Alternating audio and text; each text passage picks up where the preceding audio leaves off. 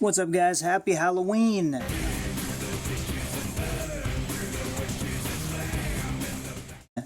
Small con day today. There was a smaller Strictly Comics and a few toys, I guess, convention in Vancouver, which is about an hour away from me today. And I've been there a couple times, scored really nicely on it before.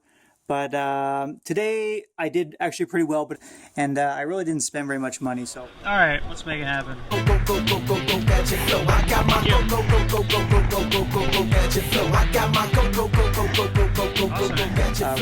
Really satisfied with what I've got. I wrote. There's a contest going on. Mark Miller has a contest going on where you can write a story for one of his character franchises that he's created. He has a whole bunch of different ones. There's an art side and a writing side. So I actually wrote a story for that. So I actually got to go edit that and try to get sent in the next couple of days. I wrote one for Chrononauts, so I should be doing that tonight. But I'm excited about my haul. And I haven't made a video in a while. And I have another big stack that I haven't made a video on. So I got to get some of these clicked off here. So this is Strange Tales 178. So freaking Adam Warlock is one of these pain in the butt guys. He's just got so many sort of first appearances and keys that are sort of important. So this is the first appearance of Magus, who is one of his like major villains. I don't know if I should spoil it or not. He's very closely connected to Adam Warlock. If you don't know it, it's a pretty cool character. I'd love to see. He's a pretty major character in Infinity War. So we'll see if he pans out, ends up in the movie universe. I don't know if he will, but pretty important Adam Warlock villain either way. So I would try not to buy comics just based on movies. But yeah, this was priced at $25, but this was one where it was like buy 3 get 1 free sort of deal. So I got this with a bunch of other stuff for $60. So I was like, some really nice stuff, which you will see as we go here. So that was one of the books. So really nice deal on this. Probably a fine, very fine. It's got a line that goes kind of like right through here, a little crease, but doesn't break color or anything. A couple little scuffs around, but everything else inside looks really nice. So yeah, stoked to have that. I actually used to have a really low grade copy of this, and when it got popular, I flipped it. What else? I actually bought a bunch of Gotham City Sirens books from these guys a different time I was there. Same guys. I think probably from the same selection. So I should have lowballed them because that was like a year or two ago. So if they've been sitting on these for that long, they're probably ready to go. But these I actually traded for. I brought a few of my doubles in and said, hey, if you're willing to trade, then great. And he took, I had one of the first Jason Todd books I got. I think he took Deadpool #1 from his ongoing, and I think that was it. So I got these and another pretty major key. So this is a great series if you guys haven't read it. It's Harley Quinn, Catwoman, and Poison Ivy, and just beautiful covers. With comics, you absolutely can judge a book by the cover. It's got some great covers, and just great story between the three of them. That's number 9. Number 13, number 14, almost has like a Steranko style, that 60s look. Number 15. So these were all priced at $5, but I got them on a trade. So Superior Spider-Man and Amazing Spider-Man. I don't know why I bought these. I was looking at a guy's table and he was deaf. And he had like a woman sort of doing sign language for him, she asked me if I was looking for anything interested, and then I was like, oh, a lot of things, you know, and then she started moving her hands around all crazy, and I thought she was mimicking, like, picking through boxes or something. I was just like, yeah. I didn't realize she's signing across the table to the guy who actually owns all the books. So he ended up asking what I wanted, and I was saying I was looking for Spider-Man stuff, so he had these books, and I'm a sucker for Scotty Young stuff. So this is Superior Spider-Man 32 and Amazing Spider-Man 9, the Scotty Young with all the different ones. So I got both of these for $10. Not a Slayer deal, but happy to have them. I'll probably put these up in my son's room, I think. This is a random one. It's an Elseworlds book. This is Batman, the Blue, the Gray, and the Bat. So I love these Elseworlds books. This one, I guess he's a cowboy or whatever. It's cool. Like the cover is really that like Sanskrit sort of style. Is that the right word? Yeah, so pretty cool. Excited to read these. These Elseworlds books are often really good, especially when Batman's involved. Okay, so that Adam Warlock, this was another one that was with it. This is Luke Cage number 19. Really nice copy here. So you guys all know with the Netflix show probably. Cottonmouth has been said to be a villain, so he's going to be one of the villains in here. It's a 25-cent book. I just noticed I should look through it because a lot of the 25-cent books have the value stamps that are sometimes clipped out. I didn't look through this one, but Luke Cage Power Man number 19, First Cottonmouth. I love all these Bronze Age Luke Cage books. They're so sweet. And this one as well, Luke Cage number 5, so Black Mariah. She's also supposed to be in it. So we'll see what they do with her. This is not a super high grade book. There's a number 10 written on here. And there's like, I noticed there's like a little chunk that came out here. So that was pretty frustrating. But you know, while I was in negotiations with him, I noticed that. So I basically got this book for free, the way he kind of threw it on the negotiating after that. So that was sweet.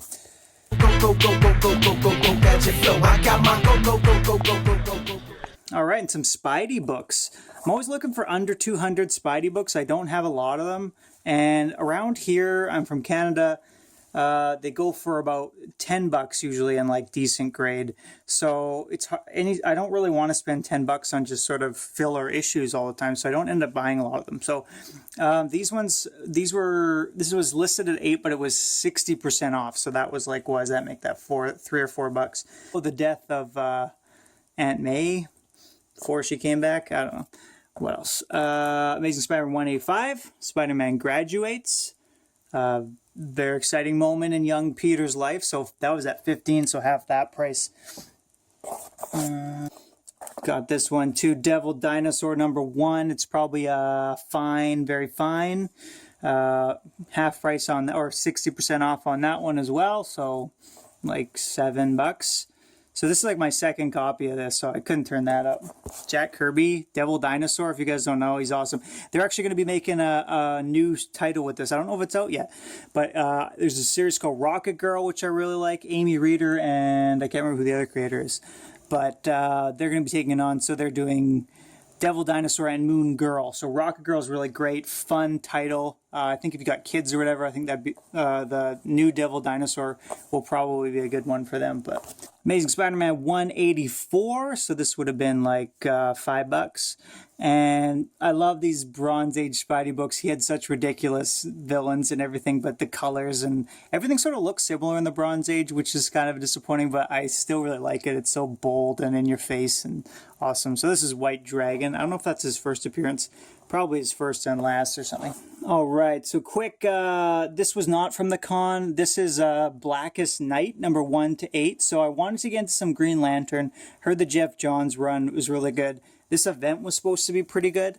But I got all these books. On the opposite side is, so this is 1, 8, 6, 4. The other side is 2, 7, 5, and 3. And I got this whole set for $3 plus like $3 shipping. So super, super good deal. And it's funny because I ordered a couple other books with these and they just came beat to crap, worst friggin' shipping ever. These were shipped flawlessly, like really, really nicely. So really excited to read this series. It's supposed to be really good. I'm showing those because I also got a bunch of the Jeff Johns Green Lantern runs. So some of the stuff sort of leading up to it. This is from pre-New 52, so this is Green Lantern number 4. Number 5, sweet shark cover there. Number 6. Number 7, Green Arrow. Number 8. And another, or number 24. So this is leading up to Blackest Night, I think. And 25 is like my second or third copy of this book. It's got all the first appearances of a lot of the different colored lanterns, like the blue lanterns and the red lanterns of those guys. So one of those underrated keys. So those books were all $1. These are all dollar issues now. New Avengers 17. I grabbed some of these. I don't like, this is the only one I got. It had Daredevil on it, and I like the Spidey suit. The thing with me and New Avengers is if I can find nothing else and they have some of these in dollar bins, I generally buy them. So there was a few other ones I just left them because I didn't want to, I was there to buy some bigger stuff, hopefully. And I wasn't that into New Avengers. It's a good series, but not the greatest. Oh, I lied. There's one more. New Avengers 20. I'm back, I'm cool, West Side representative. On me, no ghost, no 16-bit like Sega Genesis. All G-ball on the board, soundtrack on the track. This is a series I'm starting to collect. I have number 1. This is number 3 of like the volume 1. Bendis, me and Bendis, I don't know if we get along. I like Bendis, but I feel like he's a good ideas guy, but he always leaves me wanting more. I find there's a lot of creators like that. I think they're just really good at pitching an idea, coming up with something. They don't necessarily know how to wrap it up or follow through with it or finish it really well. But this is the first volume, and I thought, at least issue number 1, I really liked. I thought it was, maybe because he just sat down and really thought out the origin story a little more, spend a little more time on it, but this was a really good start. So I've read a sort of few in between here and there of the Ultimate Spider stuff, and I almost always like it. So these you can get cheap, guys, and you know, Miles Morales has got nowhere to go but up. Like, he's a great character, he's interesting, and he's joining 616, so keep an eye out. So I got number 3 and number 4 for $1, so hard to beat. One more dollar issue, Blackest Night. The Batman is Peter Tomasi, so I love Tomasi, so easy pick up there. And this is Batman, what's his name? Dick Grayson Batman, so yeah, check that out. This book I've been looking for forever. It's not like an expensive book, it's just never there. This is the first appearance of Luke Fox, so this is like the first guy they do as Batwing. And I guess it leads to this story where he doesn't really work out. So he has some problems, and then the reins sort of get passed on to Luke Fox, Lucius Fox's son, who was a character I thought was really interesting. A lot of people, I remember hating on him during Batman Eternal, but I really like that character, and I want to read more stories about him and stuff. So yeah, this is for his first appearance. So I don't know if it's his first appearance. Because I remember a long time ago thought I heard something about Luke Fox, but I think I looked this up a while ago and this was it. But at least it's his first appearance in New 52 and as Batwing. All right, getting to the end already, guys. Holy, firing through this stuff. These are more of that deal I had from before with Strange Tales books. This is the first appearance of the Royal Flush Gang, so fairly lowish grade copy, probably VG, maybe a little better than VG, a bit faded and stuff, not the nicest looking copy. But you know, I was looking through the Justice League books because there's another one I wanted, which I'll show you in a sec, and I remember seeing this, and I think these guys were featured in Batman Beyond, the cartoon, which is pretty sweet. So yeah, they're sort of a fun Silver Age type ridiculous villain group.